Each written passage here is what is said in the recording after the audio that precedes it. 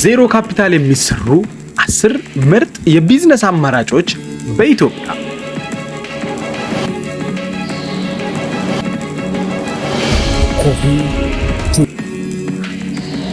ሰላም ጤና ይስጥልን ውድ የኮፊ ቲዩብ ቤተሰቦች፣ ዛሬ በሀገራችን በኢትዮጵያ ውስጥ የምሰራው ቢዝነስ አጣው መነሻ ገንዘብ ወይም ካፒታል የለኝም ብሎ ለሚጨነቅ ለማንኛውም ወጣት የሚሆን ድንቅ መፍትሄ ይዤላችሁ መጥቻለሁ።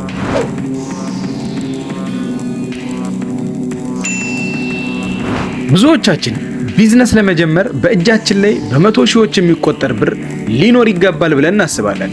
እውነታው ግን ይህ አይደለም።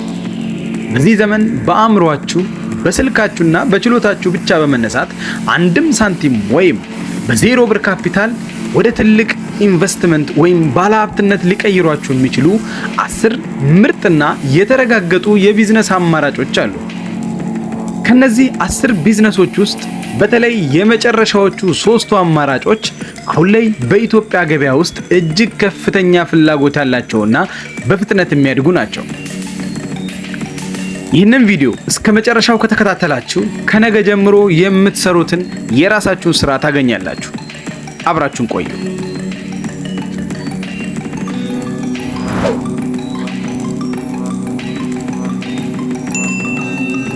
አንደኛው ቢዝነስ የዲጂታል ባንክና የክፍያ ወኪል መሆን ነው፣ ወይም ዲጂታል ፔመንት ኢንተርሜዲየሪ ወይም ኤጀንት ባንኪንግም ልንለው እንችላለን።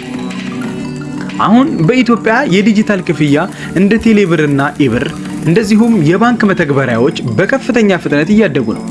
ብዙ ትናንሽ ነጋዴዎች የክፍያ ሲስተም ወይም መርቸንት አካውንት እንዴት እንደሚከፈት አያውቁ። ስለዚህ የእናንተ ስራ ወደ እነዚህ ሱቆች በመሄድ የክፍያ ኪውአር ኮድ በነፃ እንዲያወጡ ማገዝና ደንበኞችን ማስተማር ነው።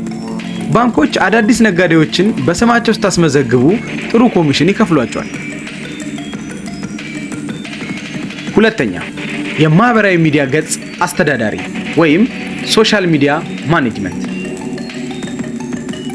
በአካባቢያችሁ ያሉ በርካታ ካፌዎች፣ ቡቲኮችና ሆቴሎች የፌስቡክ እና ቲክቶክ ገጽ አላቸው። ነገር ግን ልብ ብላችሁ ካያችሁ በየቀኑ ፎቶ ለመጫንና ኮመንት ለመመለስ ጊዜ የላቸውም። ስለዚህ ስልካችሁን ብቻ በመጠቀም እነዚህን ገጾች በወር ክፍያ ለማስተዳደር ውል መግባት ትችላላችሁ። ከዛ በካፕከት መተግበሪያ አጫጭር ቪዲዮዎችን እየሰራችሁላቸው እንደዚሁም ከደንበኞች የሚሰጡትን ኮመንት እየመለሳችሁ ሽያጫቸውን ስታሳድጉ የእናንተም ገቢ አብሮ ያድጋል። ሶስተኛው የሪል ስቴት እና የቤት አገናኝ መሆን ነው። በአካባቢያችሁ የሚከራዩ ወይም የሚሸጡ ቤቶችን፣ ቪላዎችን ወይም ኮንዶሚኒየሞችን ፎቶና ቪዲዮ በባለቤቶቹ ፍቃድ ትቀርጻላችሁ። ከዚያም እነዚህ ምስሎች በቴሌግራም ቻናሎችና በፌስቡክ ማርኬት ፕሌስ ላይ እንደዚሁም በቲክቶክ ቻናላችሁ ላይ ትጭናላችሁ። ገዢና ሻጭን ስታገናኙ ያለምንም ካፒታል 2% ኮሚሽን በአጭር ጊዜ ውስጥ ታገኛላችሁ።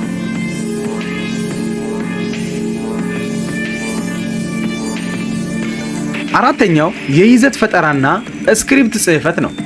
አሁን ላይ የኢትዮጵያ ዩቲዩብ እና ቲክቶክ በኮሜዲ፣ በታሪክ ትረካ፣ በተለያዩ ሲትኮም ስራዎች እጅግ በጣም እያደገ ነው። ጥሩ የመጻፍ የመተረክ ችሎታ ካላችሁ ለነዚህ ቻናሎች የሚሆኑ አጫጭርና ሳቢ ስክሪፕቶችን ማዘጋጀት ትችላላችሁ። ለአንድ ታዋቂ ኮንተንት ክሬተር 3 አጫጭር ስክሪፕቶችን በነፃ ሰጥታችሁ ስራችሁ ከተመቸው በኋላ በቋሚ ክፍያ መቀጠል ትችላላችሁ።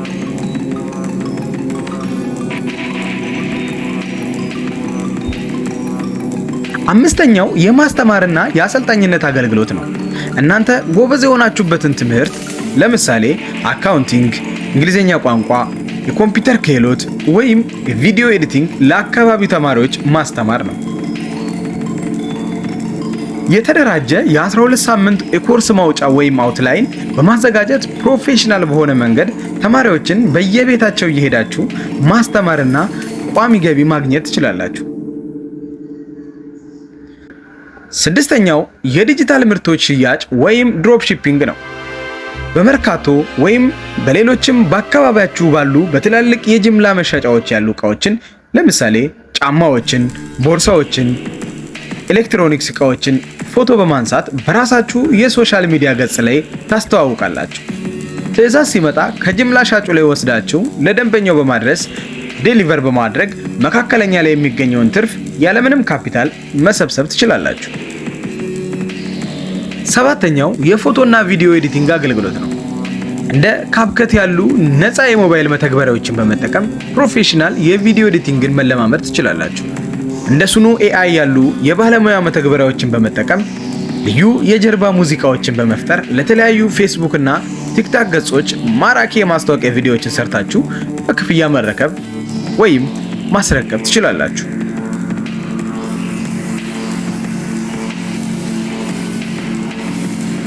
ስምንተኛው የክስተቶችና ፕሮግራሞች አስተባባሪ መሆን ነው።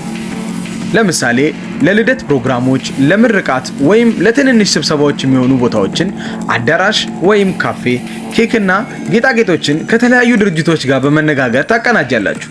ሁሉንም ነገር በአንድ ቦታ ወይም ኦል ኢን ዋን ፓኬጅ በማቅረብ ከባለሙያዎቹ ቅናሽ ወይም ዲስካውንት በማግኘት ያንን ትርፍ የራስዎ ማድረግ ይችላሉ። ዘጠነኛው የትርጉምና የጽሑፍ ግልባጭ አገልግሎት ነው።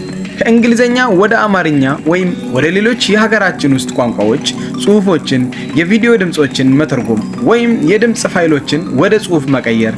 ለምሳሌ ለሪሰርች ፕሮፖዛል የሚሆኑ መጠይቆችን ኩዌሽነሪ ወደ ሀገር ውስጥ ቋንቋ መተርጎም ለአካዳሚክ ተማሪዎች እገዛ በማድረግ በገንዘብ መቀየር ትችላላችሁ። አስረኛውና የመጨረሻው የዲጂታል ማስታወቂያ ግብይት ወይም ሪፈራል ማርኬቲንግ ነው። የተለያዩ ትላልቅ ተቋማት ለምሳሌ የሶፍትዌር ኩባንያዎች፣ የጉዞ ወኪሎች ወይም የትምህርት ተቋማት ደንበኛ ሲመጣላቸው ኮሚሽን ይከፍላሉ። የቪዛ ወይም የፓስፖርት ጉዳይ በቀላሉ ለመጨረስ የሚፈልጉ ሰዎችን መረጃዎችን በመስጠት ወደ ህጋዊ አስፈጻሚ ድርጅቶች በመውሰድ ከድርጅቱ ኮሚሽን መቀበል ትችላላችሁ።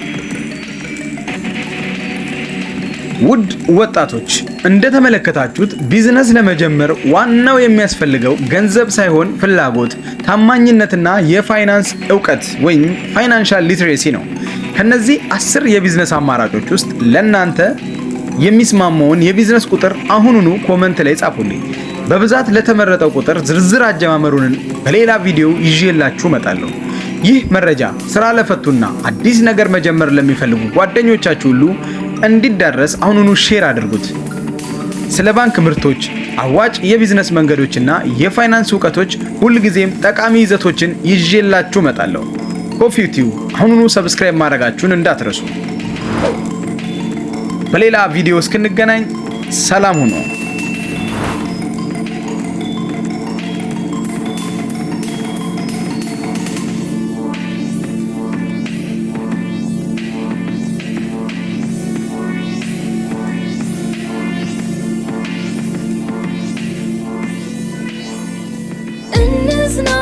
ኮፊ ቲዩብ ላይ በሰላም ኮፊ ቲዩብ ላይ ይምጡ ወደ ኮፊ ቲዩብ